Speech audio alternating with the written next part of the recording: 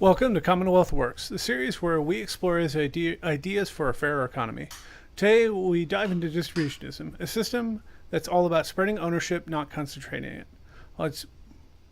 We're going to get started with some discussion of G.K. Chesterton's and Heller Ballock's ideas, as well as what they're opposed to when compared to what are the more typical two economic models that have dominated discourse for the last 150 years. Do you want to give like a brief introduction on like who you are, who am I, like where our expertises are, and Yep. So I'm Joe Chantney. I have some background in economics. So my first degree is in economics, but professionally I work in software, and I've been working in software for about 10 years.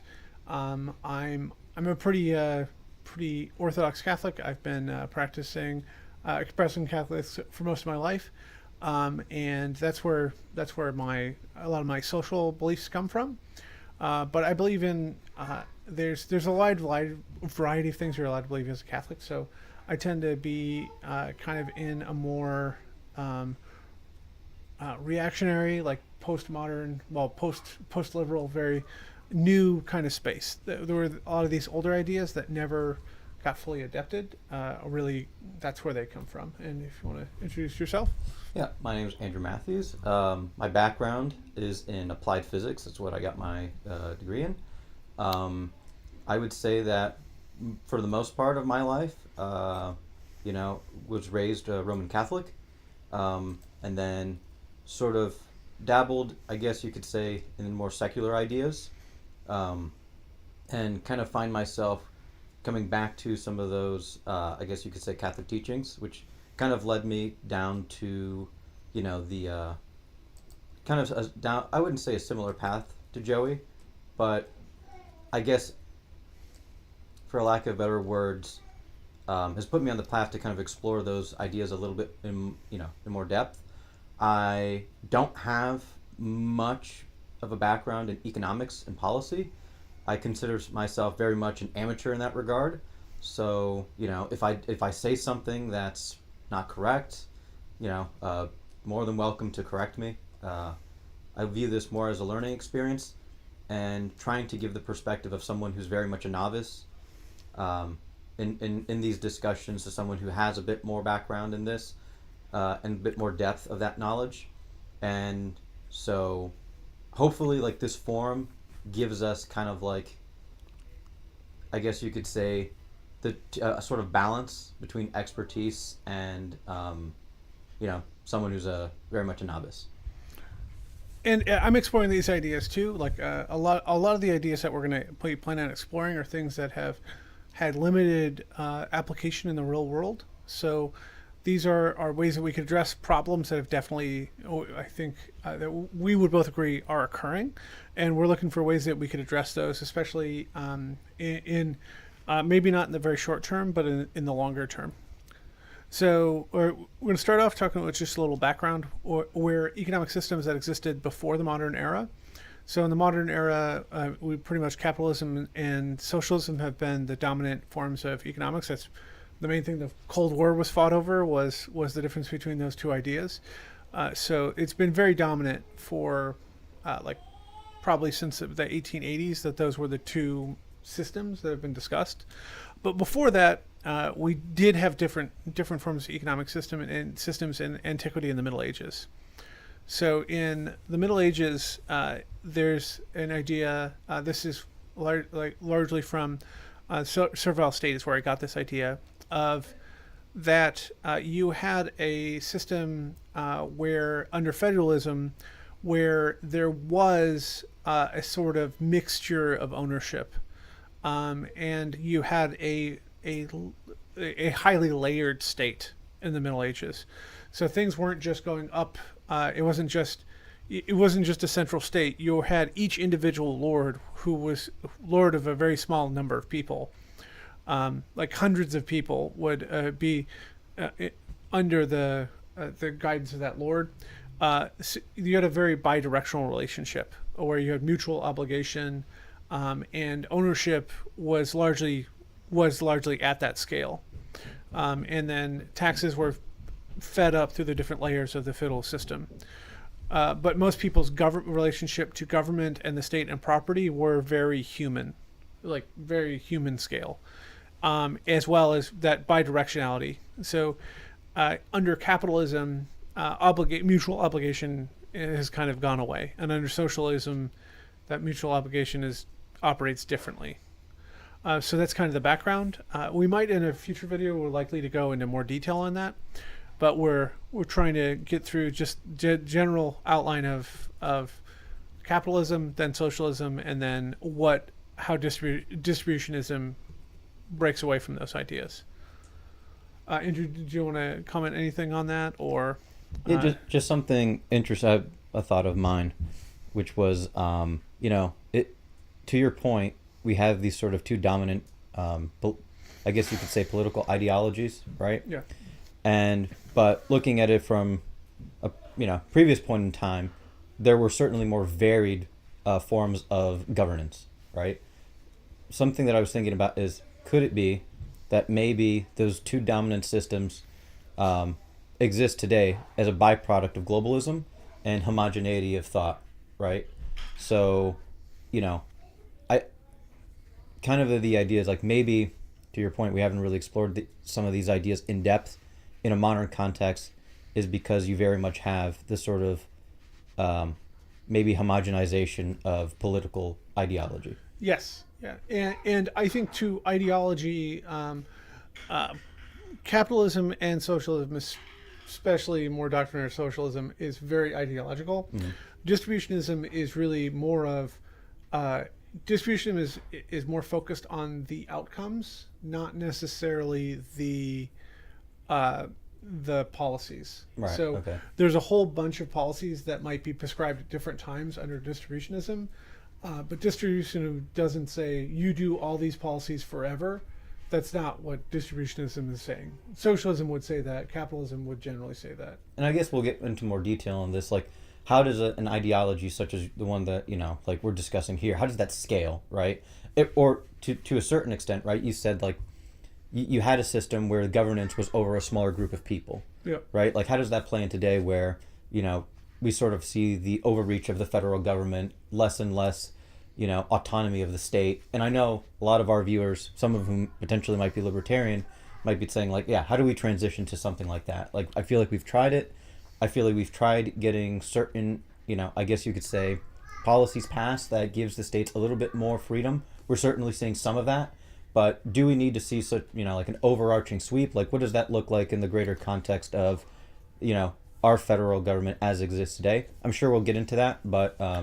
Well, that really ties into, under distributionism, there's a concept from Catholic social teaching called subsidiarity, which we'll eventually just do an entire episode about subsidiarity.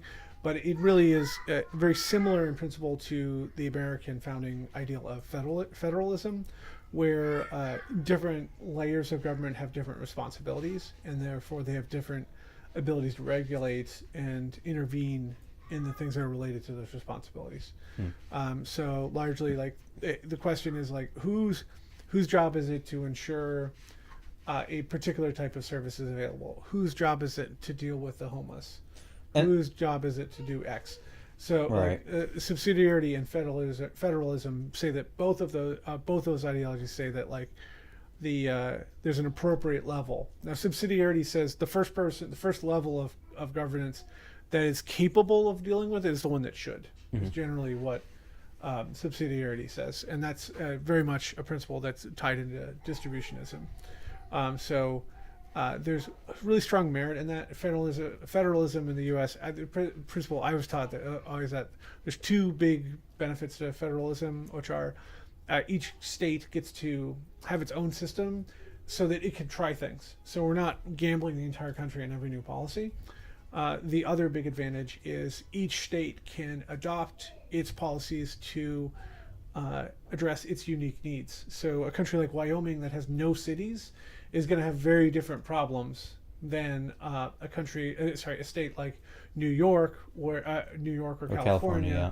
Where New York even more so, where half the population of New York State lives in New York City Metro. Correct. So their problems are going to be very different than Wyoming. So their policies should be very different. So they're gonna and to address they almost certainly need to address the same problem in very different ways. Right. And they're able to do so. So those are two things on federalism and subsidiarity, is that pushing things down to that lower level, it means that you can address things more appropriately. But we'll get into that when we talk more about distributionism. On the historical background, so we had talked about that medieval system, then capitalism, the system of shareholder ownership, where someone invests capital into a firm and then just gets dividends out of that firm. That evolved slowly throughout the High Middle Ages into the Renaissance and into the early modern period. So that was a slow progression. Then when industrialization came, capitalism basically took everything over. So that led to the concentration of capital, which led to a lot of problems. So in the Gilded Age, 1800s, we had great high levels of income inequality. You had high levels of exploitation. Lots of bad things happened. That led to the evolution of socialism as a proposed solution to that. So Are we seeing that now, do you think? yes. I do think it's everything's always very complicated. So it's in those concentrations of power, people feeling like they can't achieve what their parents achieved. A lot of that is there's always we don't need to get into this too much, but there's always a problem of you look at where your parents are now, not what they were when they were 20. Right.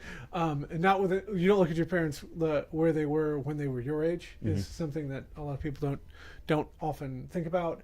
But in the industrial era, while all that exploitation was happening, that was absolutely terrible. But most people no longer lived in fear of famine. There's something else that happened. So for the overwhelming majority of people in industrialized countries, an ever-present terror was completely eliminated. So that's something like it's easy to forget the bad that used to occur. That's been eliminated, and that's something that, like, as the industrial era came in, there were a lot of things that were a lot better. Right. There were a lot of things that were a lot worse than the previous era. It's really easy to, when you're in a good place, it's really easy to look at what's good about your place. When you're in a bad place, it's really easy to look over the good things. Yes, the things that are better. And the reason why I asked that question was to ensure that, like, I feel at times political pundits will conflate the issue to say, you know, like, things are objectively worse today than they were maybe several decades ago. To your point, certainly certain aspects are. To another point, there are certain things that we've reaped the benefits of that we haven't, that is not often discussed. It's also hard because you don't want to undermine people's struggles, right? Like, you don't want to diminish the fact that, yeah, income inequality is becoming more of a persistent thing. And yes, as a byproduct of that, we are beginning to see places like in New York City, right, the mayor that they just recently elected, Madani, right? Like, it is sort of an anecdote to potentially what we are experiencing, at least in terms of, you know, that income inequality. Yeah, so I definitely think that's happening right now, and I also think that, like, distributionism is a system that is going to. One of its goals is giving people a sense of agency, and that's really what I think one of the big problems with both capitalism and socialism is. People do not get agency from either system.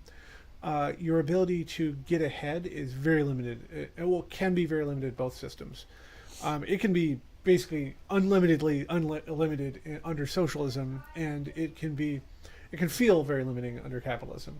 And capitalism does reward certain types of people a lot more. For sure. So if you're not the type of person that gets rewards under capitalism, then you can feel like you don't have agency as well. But I think that we'll talk about what capitalism is first. Capitalism, we're in America, which is one of the more capitalist countries in the world. So this is a working definition. Capitalism, socialism, I have a very hard, strong, and firm definition for. Capitalism, really, the capital part of capitalism is the part that many definitions don't include. So if you look at a definition of capitalism, you often just get a market economy. But it generally does include more than that. You can have other systems can include a market economy without being capitalism. Without being full capitalism. So, like, and this is probably like kind of like China in a sense. Well, I'd say China is pseudo-capitalist. It's a corporatist capitalist. An example of a not market, a market economy with a state ownership specifically would be. There's certain industries in China, but most of their economy is now capitalist. Would be Yugoslavia. So you had state-owned firms that were worker-run, but they had to buy their inputs on a market economy and they sold their outputs onto a market economy. So the inputs and outputs of the firms were not centrally managed or planned, but they were state-owned. So you could have, that's not intervening in the market mechanism. So price making can still efficiently occur under that type of system. But that's not, that's kind of socialist, but kind of not. The state owns the factories, but the state's not really running the factories. It's what is and how different is that than if they were fully privately owned by the workers versus if they're state owned and then the workers run them. It's a pretty strong edge case would be Yugoslavia, but that would be an example where you had a form of socialism and you had a form of market economy. The Soviet Union and China before the late 70s reforms, the market reforms that happened under Xi Jinping, yeah. Before those reforms, it was a centrally planned economy, just like the Soviet Union, just like Cuba, just like North Korea. Most communist countries were centrally planned, where you had a central planning agency that said the steel mill will make this much steel, this steel will go to the razor blade this much steel will go to the razor blade factory, and those that make this many razor blades. That's central planning, where all of the interactions between the intermediate layers are centrally managed, would be a planned economy. So in Yugoslavia, you had a mixture of a planned and market economy. But so here's the definition of capitalism: an economic system based on private property, encouraging investment for profit. Capitalism is an economic system where capitalists, individuals or entities who own capital, money, machinery, land, or other means of production, invest in the control of production processes to generate profits. Capitalist role involves allocating resources, organizing labor, and bearing the financial risk of enterprises, with profits derived from the surplus value created by the workers in a cooperative market. In a competitive market. So the big problems that come out of this system would be the concentration of capital. A quote from G.K. Chesterton, is one of the founders of Distributism, is the problem with capitalism is not too many capitalists, but too few. So the point being there that ideally more people would own the necessary capital for their means of making a living would be ideal.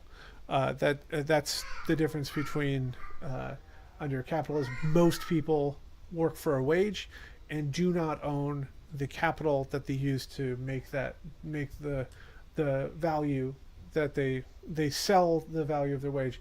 Someone else is able to consume that and make a profit. So that's one of the biggest problems, is that most people don't have agency because they're employees, because they need access to someone else's capital to do a productive activity. So some other problems are concentration. So you might end up with big winners, monopolies. So a monopoly would be, so if you have a fully competitive market, then that eliminates the ability of entrants in that market to make significant profits, because those profits will be competed away. Their competition will force those profits down. If you have concentration in the market where there's very few firms or a single firm, then that single firm will gain the ability to make excessive profits. One of the there are many industries where this is the natural and probably correct thing to occur. The biggest example would be natural monopolies, where there's like power or water delivery. Putting parallel power and water lines to deliver to water and power to homes is economically very inefficient. And so to do so, you end up with a monopoly on the delivery of those goods. So that's bad because it means that someone can charge excessive prices, and someone else entering the market is prohibitively expensive, so no one else can compete them away.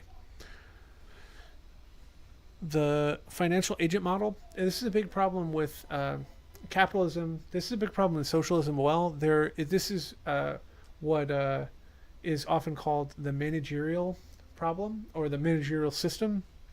This exists under both capitalism and socialism.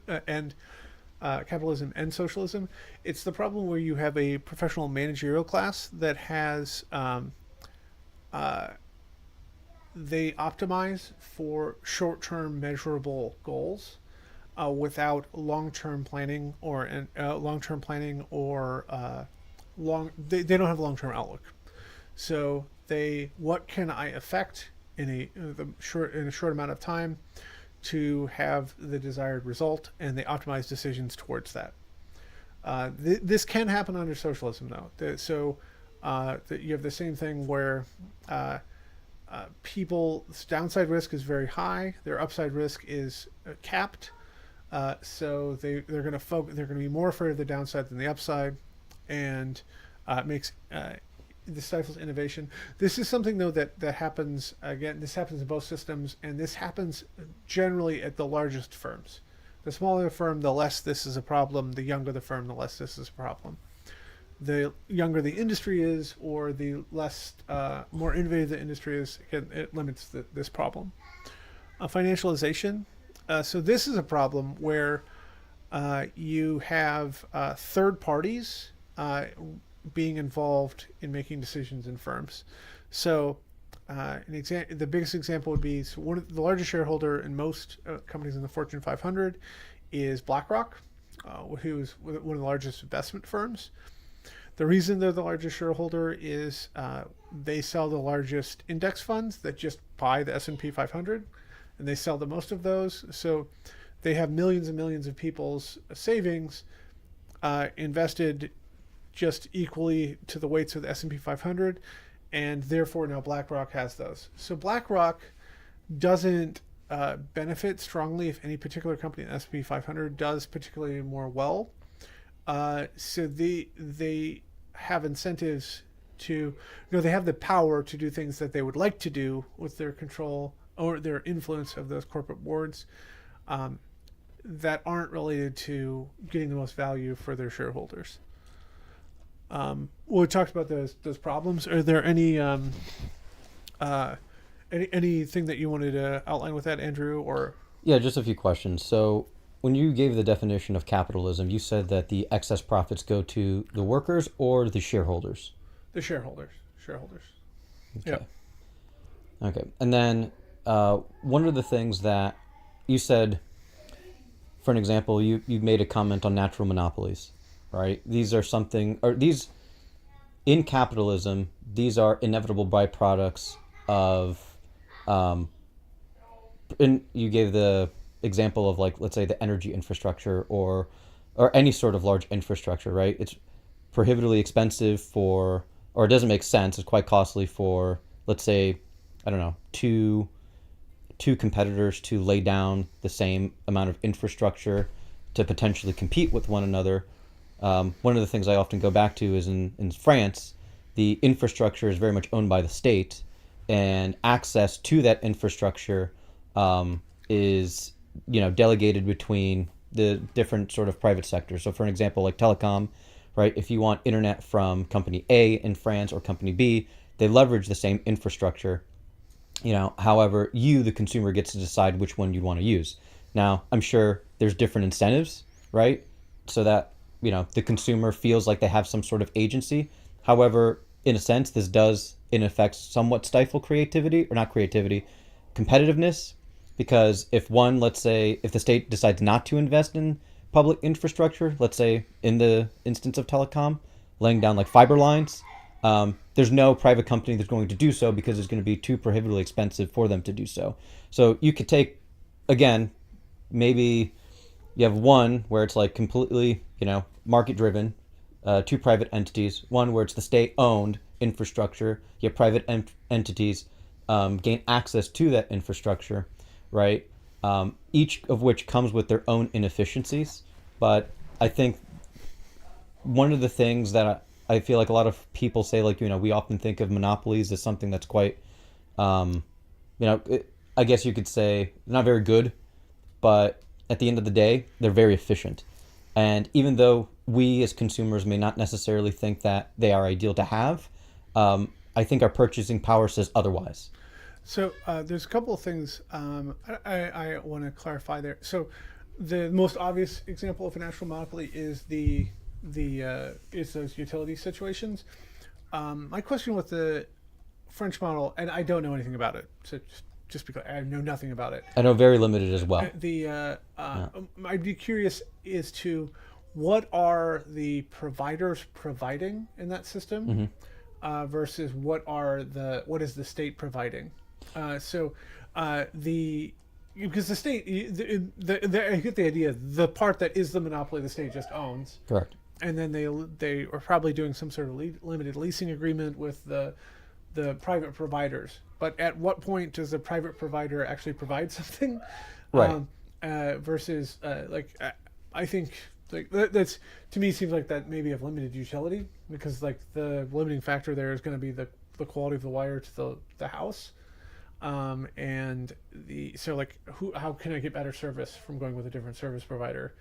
Right. This was one of the things that I was questioning when I was there. I was like, well, then how? It's like, but based upon my discussion with the people whom I was discussing this with, they didn't really care, because from their perspective, they didn't believe that if there was competition, and again, this is just from their perspective, that the service would be like significantly better. Therefore, it's like, okay, well, it is costly, and for any private enterprise, so let's just have the state run it, right? Not them, but like the voters, I'm sure, to ensure that there wasn't something like a monopoly, right? So at the end of the day, they didn't think the competitiveness was beneficial or would add greater service.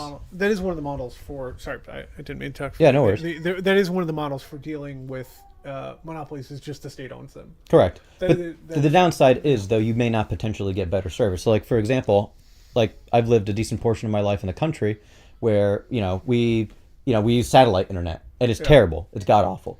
But it's gotten better lately. It's gotten better, yeah, right.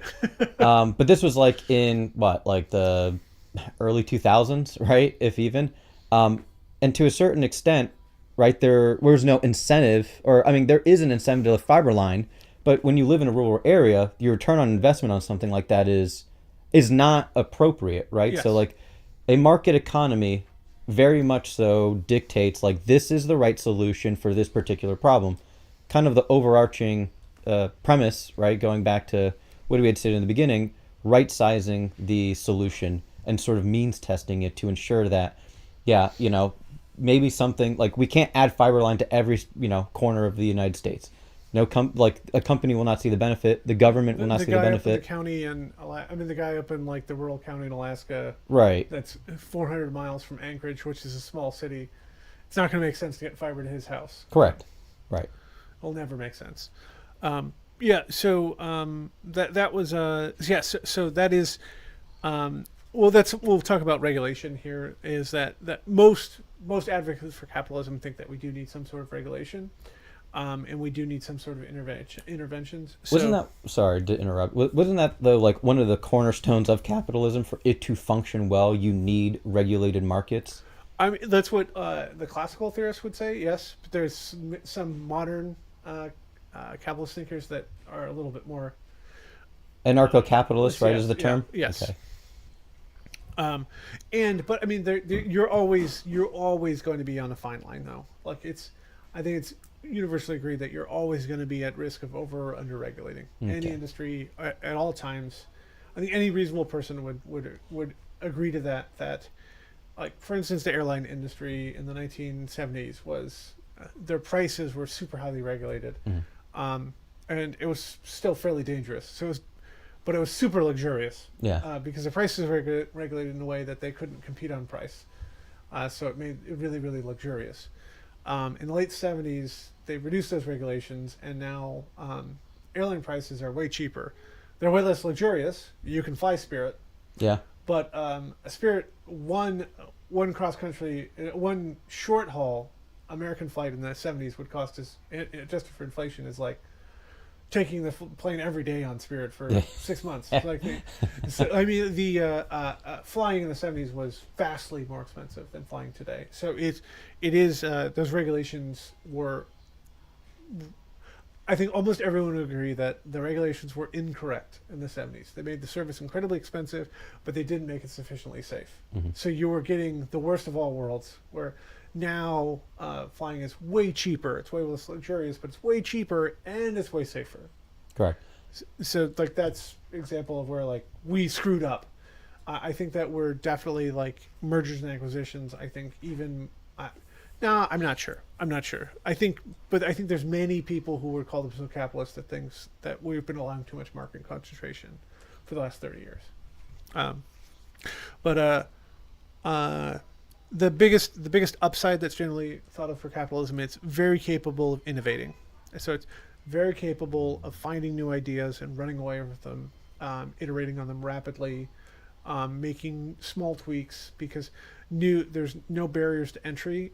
Anyone with money can fund someone to do something. So someone can have a really good idea, and they can find a rich person, and they can enter the market. That's something that the capitalism really excels at. That's one of the things that America has We made really America. shine at that. Yes. Because there are so many different tiers of like access to capital. Like I could go to a bank.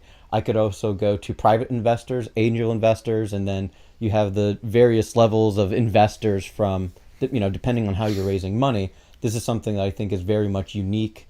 I'm sure, yes, it exists in other places, but in America, we really did pioneer that sort of, structure there. Yes, and but there are other capitalist places and places in history, like in England, you could, in like the 1830s, you could, invent the world, but the and they did, but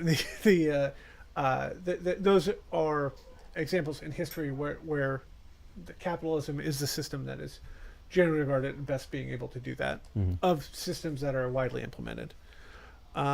I think we're ready probably to. So we've talked about all the problems, and we talked about a big misconception being that capitalism doesn't mean absolute freedom. Most people who are capitalists believe in some levels of regulation, specifically around externalities. We didn't talk about externalities. Externalities are when an activity causes an effect on a third party that's not involved in the transaction. That would be an externality. So I have a factory, I burn coal, the coal produces acid rain. I, as the factory owner, the acid rain barely affects me. The person who's buying my steel, also, it barely affects them. Neither of us care. The people whose crops are ruined by the acid rain, they care. So that's an externality. It's generally regarded that needs to be regulated under capitalism. That would be another form. So natural monopolies and externalities are the two main things that need to be regulated. What is an externality? When is an externality? Those are always judgment calls. When does an externality reach a measurable level so that there's enough effect that needs to be regulated? These are the common problems around that under the capitalist system.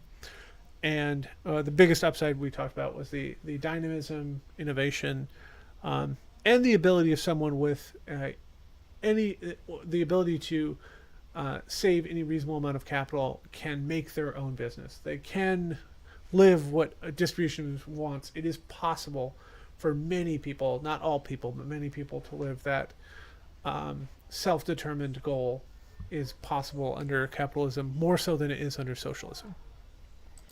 Under socialism as generally implemented. So we'll talk about what is socialism. Socialism is a system where the state or community owns the means of production, factories, land, etc. This is distinct from modern welfare states. So socialism would mean that Generally, usually would mean central planning is included with that, which means you don't have a market economy. That's not 100% required, but in 90% of implementations of socialism, of full state socialism, you've had also had central planning. Um, so that means that if you have a job, you work for the government. Everyone works for the government because the government owns all the factories. You buy food from a government store. You buy a car from a government car dealership, etc. So everything's owned by the government. Everyone works for the government. So wages are determined by the government, etc. It also full socialism and democracy have not occurred very often. So democratic socialism, like Correct. that idea. Yes. Could you explain that? I've heard it oftentimes, but I've heard varying definitions on it. So, I mean, it would generally mean this principle where the government owns everything, but then the government has either elected officials or direct democracy to make decisions. So decisions are made by the people, not by a central authority. Which in the Soviet Union or China before their market reforms, or most of the Eastern Bloc or Cuba or North Korea, the people do not have direct input or control over the decisions made by the government. So that would be the democratic part. Democratic socialism is not social democracy, which is the welfare state, which would mean that's where the government provides a certain large set of services, which are expensive, but the government doesn't manipulate the economy or own the means of production. So that's what the United States has that to some extent. Many European countries have it to a larger extent. So examples of it in the United States would be Medicare, Medicaid, the food stamps, the earned income tax credit. There's lots of programs in the United States that are social democracy. So those programs don't directly intervene in markets, and they don't involve the direct control of the means of production by the state. So those are social democratic. So production is still in private hands. One of the biggest problems, especially in a planned economy, so this is less of a problem if you had the Yugoslav model where you had state ownership of the factories, but the factories operate autonomously. The big problem. So what does the state owns if the people are the ones who operate them? They're the essentially the ones who own the capital in essence, or manage the capital. They would be managing the capital, yeah. So they decide. So that's how it practically. So it kind of evolved into a system where basically the factories run themselves, but it was they were trying to figure out how to do it. They wanted. So it took some time to develop that. So basically, though, each factory was democratically controlled. There's still some party coercion. Yugoslavia was not a democracy. So there were still party members that make sure the factory didn't do certain types of things. But the factory figured out how to operate by itself autonomously, with the managers being elected from the factory workers. I see. It varied a little bit by state to state within Yugoslavia, but generally the workers decided how to run the factory. And there was no central planning in that there wasn't the factory didn't get an allocation of steel from the central planning. They bought steel from another factory at a market rate. So remind me again, but the factories, the conception of the factories, if I wanted to start a factory, there was obviously some sort of demand that wanted to do You couldn't really do that. Okay. So in Yugoslavia, it would have been more like the government decides we need a razor blade factory or whatever, or now if there was an existing factory that was making something that wasn't able to sell that thing, they might be able to pivot what they were making. They would say, oh, we can make razor blades instead of cutlery or whatever. They might be able to, the factory could make that decision potentially, but you couldn't go, I want to go start a factory in Yugoslavia. It didn't work like that. So it wasn't just okay, I see a demand, I can go to the government and say, hey, my data shows that consumers want this. I don't know the details exactly of how that worked. So there might have been something like that. I know they had some small business. So you might have been able to get to a very small cottage industry level by yourself. I know they did have some, and again, it varied by state and section of sub-state, sub-nation in Yugoslavia, exactly how that worked. So I'm not sure. I don't know the details of how that worked. Okay. But I don't think you could, it wasn't like you could just get a bunch of money around and build a factory. Got it. but you could do some sort of cottage industry type stuff. And then the state might then allow you to expand or whatever. Um, but the main thing there is they still had the market mechanism. So the factory bought the steel at market prices, which means the factory that was producing the most valuable thing, they're making the most profit as a factory, would be able to buy the most steel, therefore be able to make the most stuff. Mm-hmm. So you'd naturally get a situation where you would have the things that were in higher demand, you'd have higher production of, and the things that were in lower demand, you'd have lower production of, because the cost of inputs and outputs would balance. So supply and demand would push resources around the economy, as opposed to someone planning it. So if, let's say you had two companies, each manufactured steel in Yugoslavia, one obviously was far more efficient than the other, would let's say the state that managed the capital say, well, we could expand company A's operation because they're more efficient, and company B we could do away with? Or would they say something like, okay, well, let's look at A and then get B to be just as productive as A? So if my understanding, and again, I don't know exactly, and it probably varied a little bit over 30 years of the country, is that as long as the factory was solvent, it got to continue having its. It was able to stay open. Yeah. Right. So, but I guess what I'm saying if it is went like, bankrupt. that was the minimal threshold. If it's just solvent, that's it. Yeah. Okay. Yeah. So if the factory went bankrupt, then the state would come in, bring in experts to figure out efficiency, might change what it was producing, etc. So it's at the point though that they were insolvent.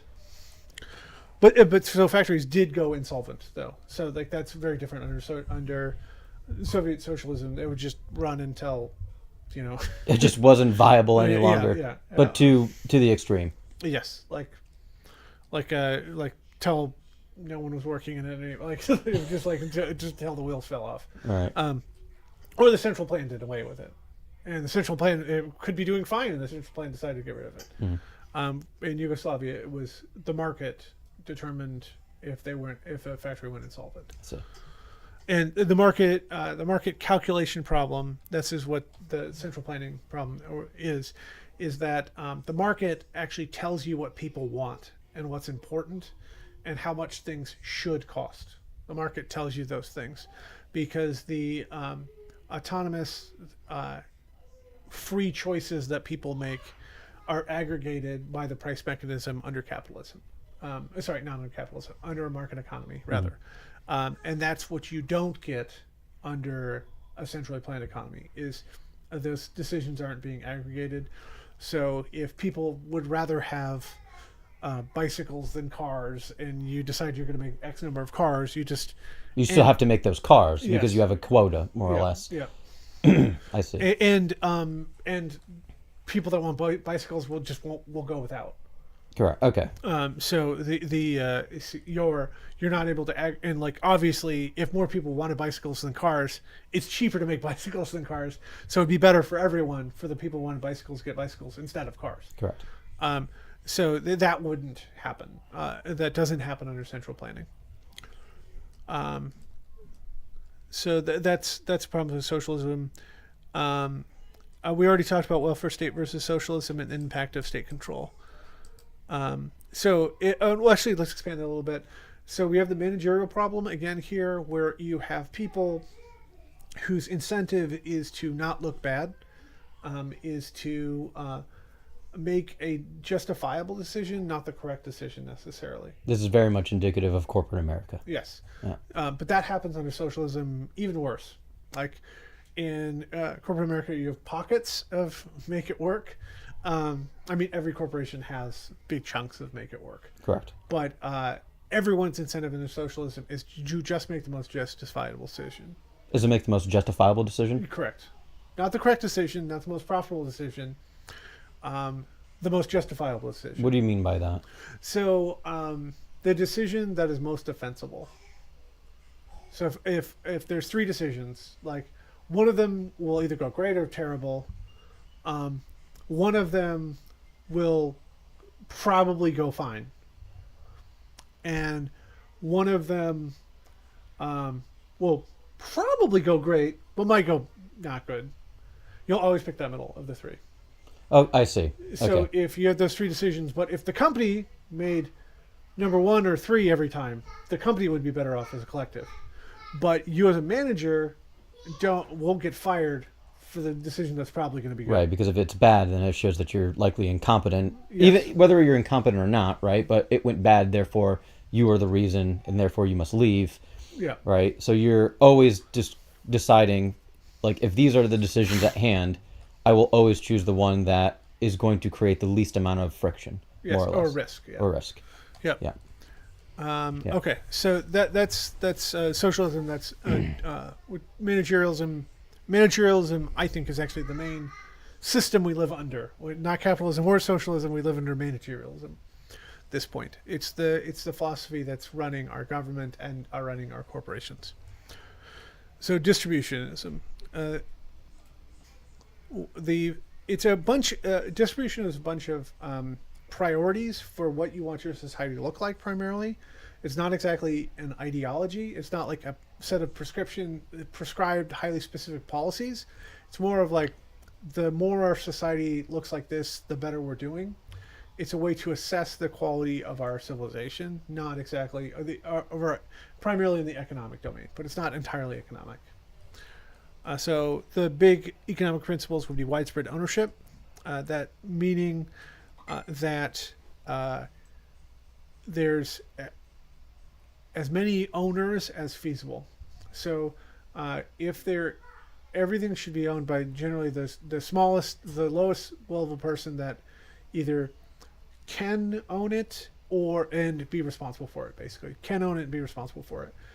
That could be a co-op model for something like a factory, but most businesses should be owned by the business owner. Like a grocery store should be owned by the grocer, or maybe it should be a co-op depending on the scale. Right. A bar should probably be owned by a family, that sort of thing. Like a restaurant, a family, with limited amounts of employees. So employees should be less preferred to owners. Entrepreneurs should be the central. Entrepreneurs or co-op members should be the overwhelming majority of people in the state, and in the country, in the society. That's widespread ownership. Subsidiarity, we touched on this earlier, is the idea. I actually do want to talk anything about that widespread ownership. Yeah, I mean, it seems like what we are optimizing, to your point, more capitalist, but what we really are trying to get to the essence of is more personalization. Let's say you take like a chain restaurant, right? Like, and let's say that chain restaurant doesn't necessarily operate under a franchise, but a large owner whom may or may not live in that particular area, right? So you suffer from the same sort of systematic woes that we are experiencing today, some of that managerialism, right, as opposed to the individual who's invested in their community, who probably has a better understanding of what their consumers want, right, and therefore is going to make not the decision of least resistance or less risk, but ones that you could take a little bit more risk because you have more or less I wouldn't necessarily say the say of your community, but you have the pulse over your community. Yes. And those people are just as invested in your ability to succeed, right, as you are to theirs. Yes, and a big thing here too is that you're taking the risk, but you also get the reward. Like that's the thing in one part of the reason that managerialism leads to the state it is you don't get the reward. Correct. So that's why everyone makes a safe decision, regardless of how many how many hours you put in. Like if you're salaried, your income is fixed. If you're an employee, right, that works retail, just because you do better doesn't necessarily mean you reap the rewards. You could, increase sales by 100%, but your pay is not going to be reflective of that. Therefore, there's no incentive mechanism for the individual to take risk. And even if you do make a commission of some sort, the company still will be making a larger share of profit. Will still be making the largest share of the profit, even if you are under a commission model. Commission model is closer, but if you are the owner, you get all of the reward. Mm-hmm. So you have a lot of incentive to make the best decision. The subsidiarity, that's another. So subsidiarity, we talked about that, but that's that things need to be addressed at the lowest level possible. This most often means not by the state. Most problems should not be addressed by the state. So you have before you have in the state. Would I'd say the state becomes a state when it has violence. Um, the the sorry the Yeah, we're just about done. The subsidiarity, so the family should address things first, then the local community, and then local communities. So you have interlocking local communities like your church, your if you worked for a cooperative business, your trade society, all those things. Those things should take care of something before the state. So that's subsidiarity. Also, that ties into with federalism that something like schools should be procured at a local level. National defense or defense in general, the military should probably be procured at a national level. Right. That's subsidiarity. That also subsidiarity has the idea though that rights come from responsibilities. So what you're responsible for as a family, your rights come from that. So it's not your rights are not inherent. They don't imbue you because of you're a person. They imbue you because as a person you have certain responsibilities, and that's where your rights come from. They don't just license. All right. So that's subsidiary. Do you want to comment any more on that? Yeah, I would say it's like, and correct me if I'm wrong, but it seems like what we were trying to get to, something that is ideal for a society is obligation to those around you and autonomy. Yeah. Like you need, at a psychological level, you need to be able to set goals, be able to reach those said goals, assuming that they are realistic. And you also need to have obligation, those who depend on you and those you can depend on. I think, and correct me if I'm wrong, the overreaching, I guess you could say, let's call it the federal government, providing those things for you is not ideal simply due to the fact that there is no clear delineation of obligation, and you, to a certain extent, could be potentially restricting someone's autonomy. Correct. So it's and there's no accountabilities, and there's no accountability feedback as well. So if I'm just getting something from the federal government, I do not. The federal government doesn't actually owe me anything. I don't owe them anything. Correct. I also now I'm beholden to them. I don't have that autonomy. So you've captured those are all those things all together. The common good, that's the last thing. So the economy exists to serve the people, and the people don't exist to support the economy. So that's something I think that it is under hyper-nationalist states has always been a problem, is always a problem. Hyper-collectivist nationalist states, you end up with a problem where we are the state, so not the state. We are the state. The state needs more economic output, therefore we have to organize the economy this way. Right. Well, the state needs this much steel. No, people need steel. People need to not get invaded. Those are important things, but the economy doesn't exist to feed the war machine. The economy exists to produce for the people, and sometimes the people need a lot of war material, but that's not why it exists. But do you have any questions on that? Thoughts on that? No, I think that's pretty good. Yeah. So I think that sums it up. We talked about those core principles: widespread ownership, subsidiarity, and the common good. And distributionism is a system that attempts to maximize those things. We're going to discuss other sets of economic ideas, as well as deeper dives into specific concepts here, specific policies that could be used to move forward with a distributionist economy in future videos. The things that we talked about, what we're going to talk about next time is Georgism, which is the concept of taxing rents, economic rents, which economic rents are excess profits essentially, and that's where the only thing that you tax. We'll also do a deep dive into subsidiarity. We're going to talk about syndicalism, which is a competitor to socialism in economic theories of of 100 years ago. We're going to talk about co-ops quite a bit. We're going to discuss political economy, new urbanism as well. But those are some upcoming videos. Thanks for listening to us today. Please comment. Thank you. Please comment. We'd love to hear any feedback. Thanks. Have a great day. Take care.